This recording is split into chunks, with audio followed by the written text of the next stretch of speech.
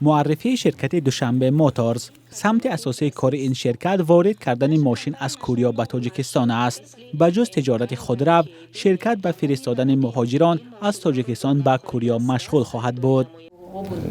설명이 부족하고 여기 타지키스탄은 در جمهوری کره قوای کاری کافی نیست. در تاجیکستان باشد طوری مشاهده کردیم ساکنان مبلغ کم به دست می‌آورند. از این خاطر تصمیم گرفتیم که داوطلبان را به کره برای کار فرستیم تا آنجا کار و فعالیت کنند. از روی نقشه مهاجران تاجیک برای 6 ماه به کره جنوبی فرستاده می‌شوند. نمایندگی دوشنبه موتورز و کارشریک تاجیک از شرکت ارسا به این کار مشغول خواهند بود. برتری به ساکنان داده می شود که در دهات به سر میبرند.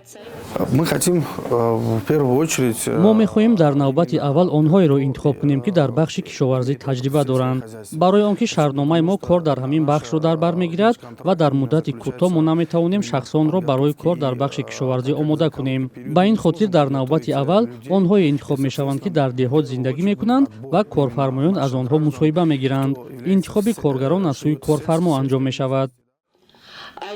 داوطلبان کار در کره جنوبی 2 هفته در دوشنبه آماده کرده می شوند، ولی از حالا بعضی نگرانی های است که مهاجران تاجیک ممکن است بعد نیم سال به وطن برنگردند.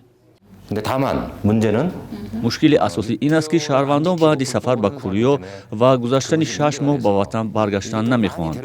آنها در آنجا بود و باش غیر قانونی دارند. از این لحاظ نظام راه‌اندازی کردیم که آنها بعد از 6 ماه به وطن برگردند. این کفالت را به ما شرکت ارسا فراهم می‌آورند. مهاجران قبل از رفتن شرطنامه امضا می‌کنند و بعد 6 ماه باید به وطن برگردند. هنوز معلوم نیست که از مهاجران چگونه کفالت گرفته می شود تا غیر قانونی در کوریا نایستند. رهبر شرکت ارسا گفت روی چند طرح کار کرده ایستادند. کره جنوبی یکی از کشورهایی است که مهاجران تاجیک به آن توجه دارند. یک قسم آنها با شناسنامه روسی و بعضی دیگر با دیگر راه‌ها تلاش می‌کنند خود را به این کشور رسانند. مهاجران می‌گویند که معاش در کوریا نظر به روسیه بلندتر است و پلیس خوش‌معامله است. ولی راه رسیدن به کره جنوبی آسان نبود و نیست. مولا رجب یوسفی، شهلای عبدالله، آزادی، دوشنبه.